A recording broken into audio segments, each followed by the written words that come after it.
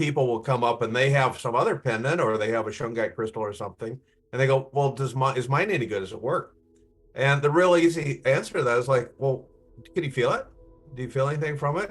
And the majority say, well, no. And I said, well, take it off for a week, put it in a box, put it in tinfoil or something, see if you notice any change. And that's what people notice about wearing these pendants. They notice it usually the first night of sleep, or just during the day. Their thoughts are more clear. So a lot of this is all about your subjective experience.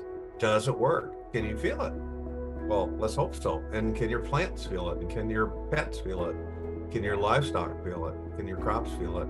And that's what convinced me when I met you. I have to say that just a natural born skeptic. I'm not a scientist in that field like you are. Dan came out of the high tech industry, so I had a lot of respect for his engineering abilities. It's something I don't have. And that convinced me to, the day I met Dan, I bought one of these for myself and one for my wife, and I've never taken it off since.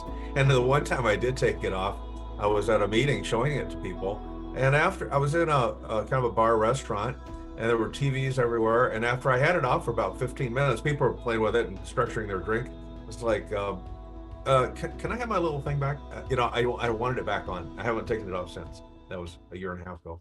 And I had another customer who got a pendant, and for the first 2 weeks, she didn't really notice that she could tell anything about it. She took it off and thinking she was going to just give it back. And because all my products have a 30-day money-back guarantee, we stand behind our products. So if they're not working, we want to know about it. We want to call. I'd love to talk with you, but even no questions asked, send it back, and we'll return it.